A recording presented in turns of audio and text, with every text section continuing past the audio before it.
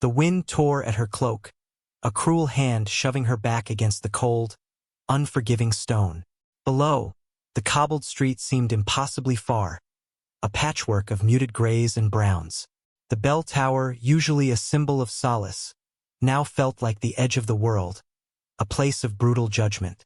Her breath came in ragged gasps, each one a tiny, futile defiance against the raw fear that clawed at her throat. They had dragged her, shouting their condemnations, their faces twisted not in sorrow, but in righteous fury. Her crime? Refusing the Reverend Thorne's son, a man whose smile held the chill of a winter grave and whose touch made her skin crawl. She had spoken her refusal plainly, calmly, in front of the congregation, disrupting the sacred order they held so dear. For that, she was deemed impure, defiant, a blight on their pious community. They hadn't quite thrown her. The Reverend himself, his face a mask of stony disappointment, had simply stepped aside, allowing her to fall onto the narrow, dizzying ledge outside the belfry arch. The message was clear: jump or be left to the elements, high above the world that had cast her out. Days bled into nights, the wind a constant, mournful companion. Hunger gnawed, a dull ache that mirrored the emptiness in her soul. Thirst cracked her lips, and the sun, when it shone, beat down with merciless indifference. Below, life went on, tiny figures scurrying about their business, oblivious to the woman perched on the precipice, a sacrifice to their rigid beliefs. Sleep was a fitful, dangerous thing, punctuated by dreams of falling, of outstretched hands turning into claws. Her body ached, bruised from the rough handling, her spirit bruised by the betrayal of a community she had called home.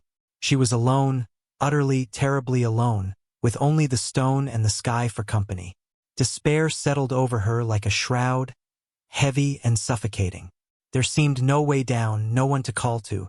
To descend the tower stairs would mean facing them again, facing their judgment, their pity, or worse, their renewed wrath.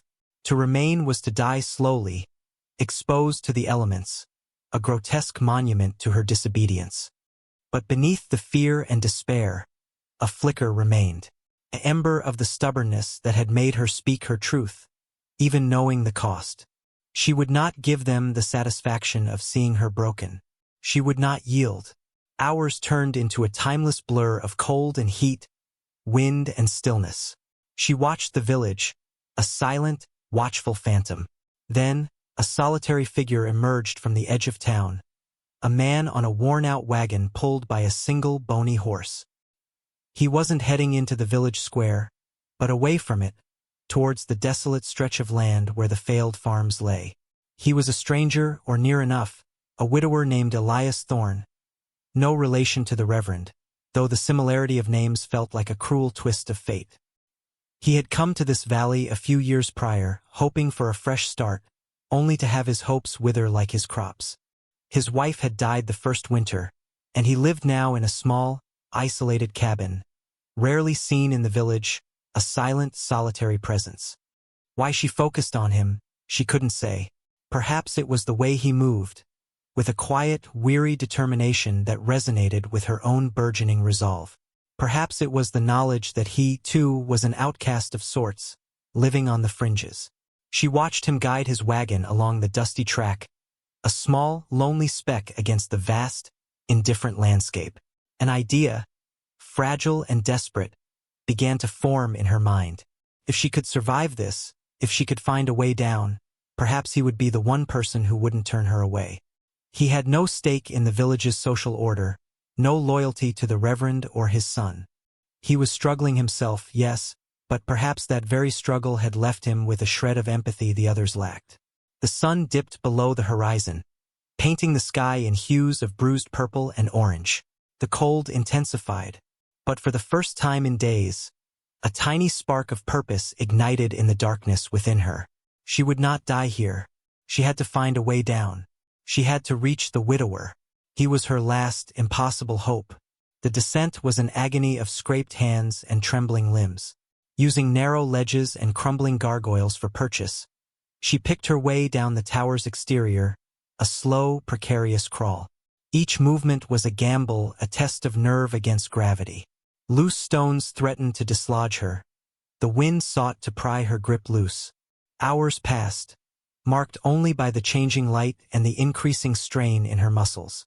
Finally, bruised and battered, she reached the base of the tower, collapsing onto the damp ground hidden in the shadows. The village was quiet, asleep in its self-satisfied piety. She lay there for a long time, simply breathing, the solid earth beneath her a miraculous comfort after the dizzying height. But she couldn't stay. Discovery meant renewed persecution. Gathering her tattered cloak about her, she slipped away from the church grounds, moving like a ghost through the deserted streets, her bare feet silent on the cobblestones. The path to Elias Thorne's cabin was long and arduous, stretching across barren fields and rocky ground. Her body ached with exhaustion. Hunger was a constant, gnawing pain, and fear was a cold knot in her stomach. But the image of the widower, a solitary figure moving through the desolate landscape, propelled her forward. He was her only chance. By the time she saw the faint light of his cabin in the distance, dawn was painting the sky in pale grays and pinks. Smoke curled from his chimney, a sign of life, of warmth. Hesitation warred with desperation. What if he turned her away? What if he feared the judgment of the village? What if he simply couldn't afford to help her? She stood outside the cabin for a long moment, gathering her courage. The light grew stronger behind the windowpane. She took a deep breath and raised a trembling hand to knock. The door creaked open, revealing a tall, gaunt man silhouetted against the warm light within. Elias Thorne. His face was weathered, lined with hardship and grief. His eyes, when they met hers, were wary, assessing. He held no weapon, only a simple lamp. She stood there, a figure of disarray, torn clothes, scraped skin, wild hair, eyes hollowed by fear and exhaustion. Words failed her. She couldn't begin to explain the tower, the reverend, the condemnation. She could only offer the silent, desperate plea in her eyes. He didn't speak immediately. He simply studied her, his gaze lingering on her state, the raw vulnerability etched on her face. The silence stretched, heavy with unspoken questions and the weight of her plight. Finally, his voice, when he spoke, was low and rough, like stones grinding together. "You're hurt," it wasn't a question, but a simple statement of fact. He didn't ask her name, didn't demand an explanation for her appearance. He simply observed the physical reality of her suffering. He opened the door wider, stepping back into the warmth of the cabin. "Come in," he said, his tone neither welcoming nor dismissive, just practical. "You'll freeze out there." Relief washed over her, so potent it nearly buckled her knees. She stumbled across the threshold, into the small, sparse cabin. A fire crackled in the hearth, casting flickering shadows on the rough-hewn walls. The air was thick with the smell of wood smoke and something cooking, simple but warm. He closed the door quietly, shutting out the cold, unforgiving world. She was inside. She was safe, at least for now. He pointed to a stool near the fire. "Sit. I have some stew." She sank onto the stool, her legs giving out beneath her. The warmth of the fire soaked into her bones, easing the chill that had permeated her body for days. He moved with quiet efficiency, ladling stew into a bowl, finding a clean cloth for her cuts. There was no conversation, no probing questions. He simply offered what he could, practical aid without expectation or judgment. She ate the stew slowly, each spoonful a small miracle of nourishment. He sat across from her, mending a fishing net, his eyes occasionally flicking towards her, not with curiosity, but with a quiet watchfulness. He was an island of calm in the storm of her fear. When she finished, she looked at him, finally able to speak, though her voice was hoarse. "Thank you," he nodded, a small, almost imperceptible movement. "You needed help," he replied, as if that were the only explanation necessary. Days turned into weeks in the quiet rhythm of Elias Thorne's cabin. She learned his routine, the way he rose before dawn, The long hours he spent trying to coax life from the reluctant soil or fishing in the nearby stream. She learned his silences, how he communicated more with gestures and quiet actions than with words. He didn't ask about the tower, about the village, about why she was alone. He offered her shelter, food, and the unspoken understanding that she was safe here. She, in turn, found purpose in helping him. She cleaned the small cabin, mended his clothes, learned to cook the simple meals he provided. She worked tirelessly, her physical labor a balm to her frayed nerves, a way to quiet the constant hum of fear and the sting of her past. Her scrapes healed, the hunger faded, and the wild look slowly left her eyes, replaced by a quiet determination. Elias remained stoic, a man carved from the same rough wood as his cabin. But she saw the subtle shifts. The way he left extra food for her, the careful way he banked the fire at night, the scarce but steady supply of firewood he kept stacked high. He didn't offer comfort in words, but in the quiet reliability of his presence. She felt a tentative trust bloom between them, fragile but real, built on shared silence and mutual need. He needed the help she provided, not just with chores, but perhaps with the crushing loneliness that had settled upon him since his wife's death. She needed the safety, the anonymity, the simple human connection he offered without demanding anything in return.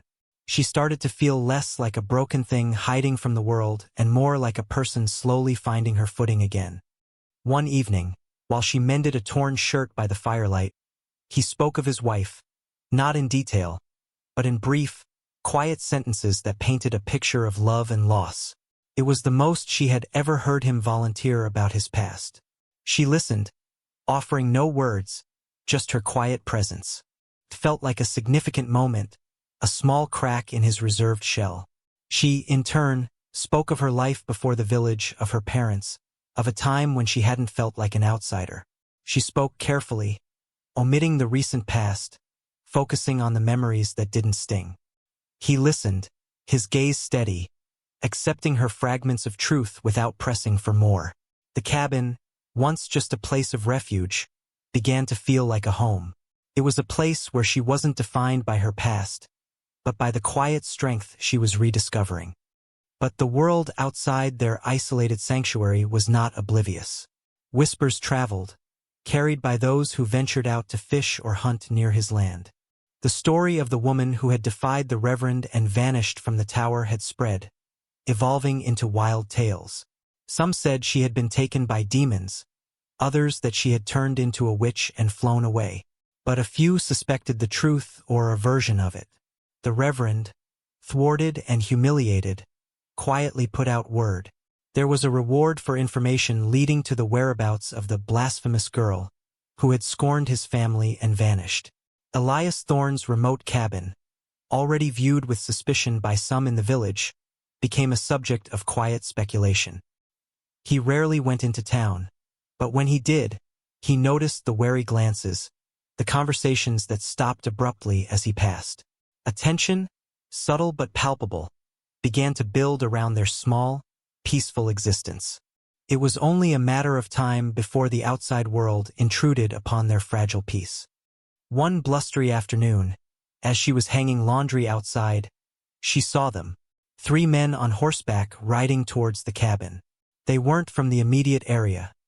Their clothes were too fine, their horses too well-fed. One of them, she recognized with a sickening lurch of her stomach. It was the Reverend Thorne's son. He was flanked by 2 men, tough-looking and armed.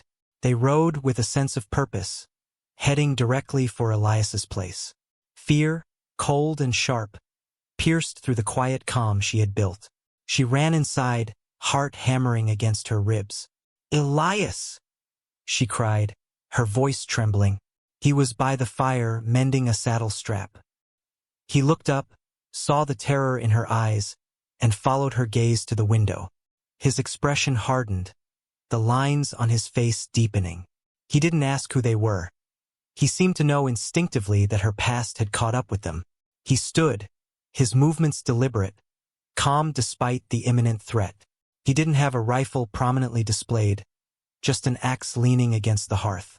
He didn't reach for it immediately, Instead, he moved towards the door, standing between her and the approaching riders. "Stay back," he said, his voice low but firm. She wanted to hide, to disappear, but a new feeling surged through her. Not just fear for herself, but fear for him. He was protecting her, a man who owed her nothing, putting himself in danger because he had offered her refuge. She wouldn't let him face them alone. She stood her ground behind him, visible but not directly in front. The riders pulled up outside the cabin, dismounting with an air of entitlement. The reverend's son dismounted first, a smirk playing on his lips as he saw her standing there. "Well, well," the son sneered, his voice dripping with malice. "Looks like the fallen angel found herself a stable." His companions chuckled cruelly. Elias stepped out onto the small porch, his stance defensive. "She's with me," he stated, his voice devoid of emotion. The son's smirk widened. "She belongs to the church, Thorn. She defied my father, defied God. We've come to collect her." He took a step forward, reaching for her. In that instant, Elias moved, not with a gun but with the axe. He hefted it, not raising it as a weapon, but holding it loosely, a silent, formidable threat. His gaze was steady, unwavering, meeting the son's arrogant eyes with a quiet intensity that promised swift, brutal retaliation if they stepped onto his land with ill intent. It wasn't just the axe. It was the look in his eyes, the aura of a man who had nothing left to lose and was willing to defend what little he had found, which, in this moment, was her. The reverend's son hesitated. He saw the truth in Elias's eyes. This wasn't a man who could be intimidated by bluster. He saw the quiet strength radiating from the widower, the stark difference between Elias's genuine capability and his own borrowed authority. He glanced at his companions, who looked less eager now, faced with a man willing to use the tools of his harsh life as weapons. The moment stretched, thick with tension. Then, slowly, the son lowered his hand. "This isn't over," he spat, glaring at her, then at Elias. "The church has a long memory." He turned and mounted his horse, his companions following suit. They rode away, swallowed by the vast landscape, leaving behind a silence that felt both fragile and profound. She watched them go, her body trembling with the aftermath of fear. When they were gone, she turned to Elias. He was still standing on the porch, the axe lowered but still in his hand, his eyes watching the dust settle. He didn't turn to her, didn't say, "I told you so," or demand gratitude. He had simply acted.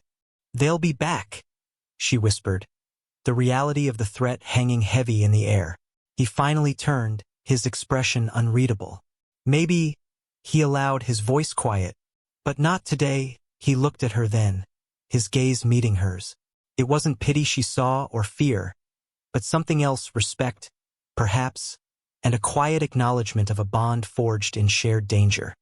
That night, the fire felt warmer, the silence between them different. The external threat, while terrifying, had solidified something between them. She was no longer just the woman he had sheltered. She was someone he had defended, someone whose safety he had prioritized above his own peace. And he was no longer just the weary widower. He was her protector, her silent ally. They were partners now, bound by more than just necessity. The village and its judgment felt distant, a world away from their small cabin and the quiet strength they had found together. She had been thrown from a place of false sanctuary and found refuge in a life built on hardship and honesty. She hadn't come to save Elias Thorn. He had saved her. But in doing so, they had perhaps saved each other, not from external threats, but from the deep, isolating loneliness that had defined their lives. She had come seeking help, a broken thing. She stood now, battered but whole, beside a man who had shown her that resilience wasn't about being unbroken, but about finding the strength to stand again, even when the world tried to cast you out. Their future was uncertain, still potentially fraught with danger, but they would face it together, two souls forged in the crucible of hardship, quiet and strong.